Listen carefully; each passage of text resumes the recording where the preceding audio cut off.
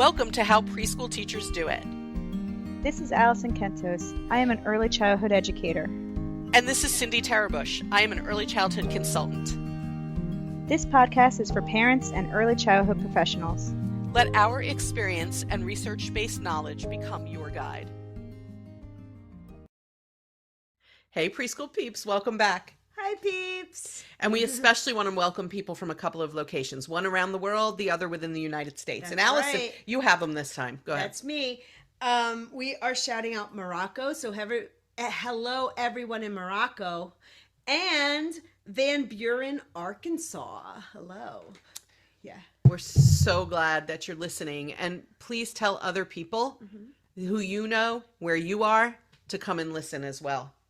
And, you know, it can't hurt to go to your podcast provider or YouTube and give us like the 5 stars or the thumbs up or whatever it is you can do to indicate that you're enjoying this, because that helps with algorithms that I don't understand. But just do it.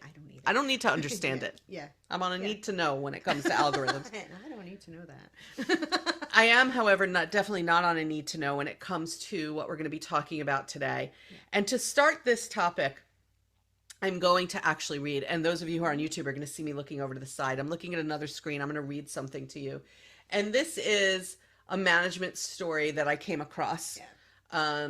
And so I'm going to share it with you, and then we're going to talk about what it means. Yeah. Okay. There was a large corporation that discovered that one of their long-term employees had never missed a day of work in 20 years. At the next meeting, where everyone attended, they brought the employee up and gave them an award. The next day, the employee called in sick.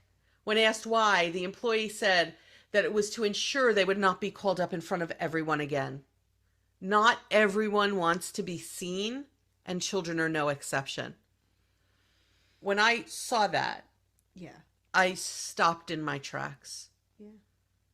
We act as if being visible and seen is so very important when maybe not so much, you know. In our culture, we admire people who are highly visible. True. Right? But there's lots of other people quietly doing great things. Yes. And we don't always acknowledge that or even notice that it's there. But it's important to remember that visibility, that child who is so exuberant and outwardly expressive and wants to be seen, they're great. But so is the child who would prefer to not have the spotlight on them. Yeah, it can be, it's uncomfortable for me, but I'm an introvert. Okay, so, but I think what happens is we expect everybody to not be an introvert.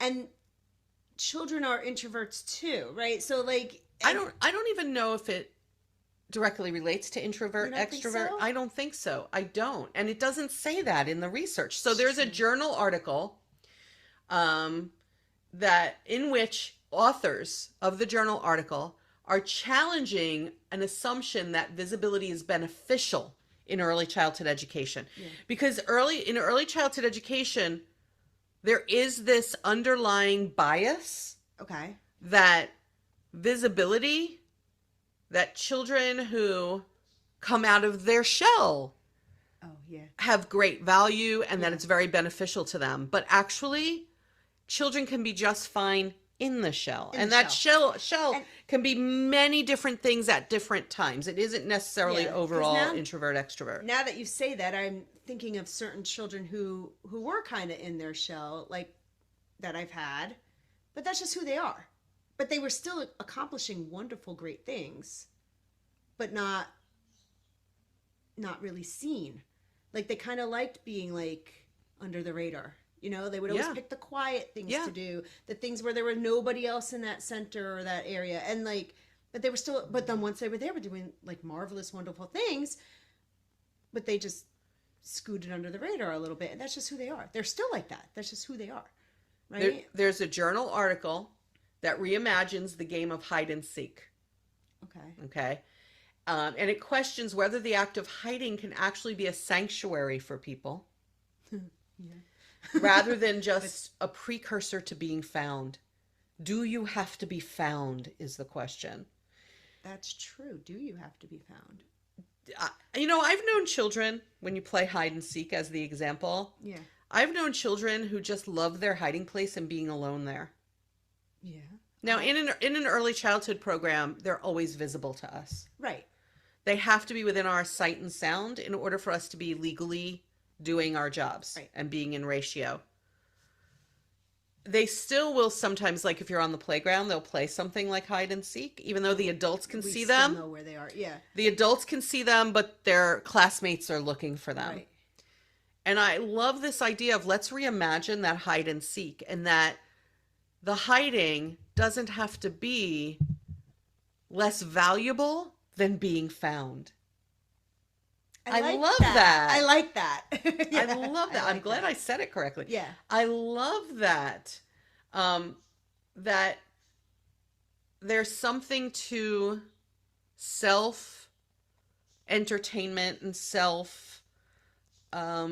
your ability to just be in yourself. In yourself. That can be very beneficial. It's almost, I don't know, the way I'm thinking of it I can't put into words properly. Like not every child has to be found and dragged out from their place. Right, but I think there is this notion that, they want to be dragged out and found and, but they don't. And that's okay. One of the questions that's asked in the journals that write about this is, what is the meaning of solitude? Solitude is very important for your mental health. Yeah, I am one that values my solitude. I live alone. I enjoy it. People are like, don't you get lonely? I'm like, no, I actually do not. Like, I enjoy it. I seek it out. I have said, it's interesting that you say that, but I have said to people about me that I'm good with my own company. Yeah. There are people I know who are not good with their own company and they need to be surrounded by other people all the time. Yeah. I'm not that person. I'm not that person either. I can be alone and happy and in solitude. And for me, solitude is peaceful. Yes. It's where I rejuvenate and recharge. Right. But it's also calming. Where I have it's where I have my thoughts. I have peace of mind. Yeah. Think about what I do. When I think about what I do in solitude, I'll read. Yeah. Right. I'll do a jigsaw puzzle. I'll read. Children in our early childhood settings who are not old enough to sit and read, they might go over to your library area, which should be set up for 2 to 3 people. And I've seen lots of children go over to that library area and take a book and just sit by themselves and read. And then I see adults going over saying, don't you want to XYZ with somebody else? Or should I bring someone else over? Or do you want to talk to me? They can be left alone. Just leave them alone. They can be left alone. Leave them alone. It's fine.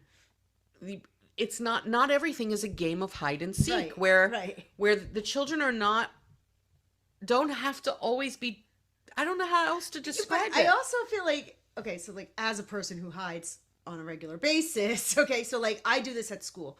I will eat lunch by myself in my classroom to kind of remain hidden, right? Because that's just who I am. And people will come and seek me out, be like, oh, come eat with us today. And I'm like, I don't want to. And it kind of puts me in this I get annoyed because I'm like, you're trying to make me who I'm not. And it's not that I don't love these people, I do, but I'm like, I also have to be me, and don't make me who I'm not. And these children, and I have seen, by the way, extroverted children choose solitude sometimes. I can think of one student that I had who was extremely extroverted, but he would sometimes go over to something like the blocks and want to build alone. Yeah. They don't always need a crowd, and it's not always beneficial. And there's research that's been done that actually that sort of solitude and hiddenness is very good for your self-worth, because what children learn is that they're okay in their own company. Yeah. They're okay if they are in fact not interacting with someone now. Yeah. And yes, we want to teach children to interact with adults and with their peers. It's part of the standards for teaching young children. Yes. And the question then is, if you have someone who just really loves to play alone, children who love to pull up even like a classroom or home material, like a puzzle that can be done alone. Yes. They find, like, I'm thinking there's this little girl I had last year in my class, and she would usually choose the science center because she knew nobody else was going to choose it. So she was just over there hanging out. For a while, I was like, oh, she just really likes science. And I think it was like, maybe she did really like science, but I also think she just liked choosing there because she knew it was going to be either by herself or at the most maybe one other person. Yeah. It wasn't like the block area that was like a lot, or the dramatic play area, which could have a lot of children in it. She knew, like, all right, if I choose here, chances are it's going to be a small group or just me. And I think that's why she was doing it, because she was always that type that she was just happy. She was perfectly happy to just be by herself. I want to go back to that idea of the hiding does not have to be a precursor to being found. Yeah. They're fine. They're fine. They are fine. I think that's the bottom line. Yeah. A child who is sitting by themselves doing something, home or school, unless they're telling you they're not fine, then they're fine. The assumption should be they're fine. Yeah.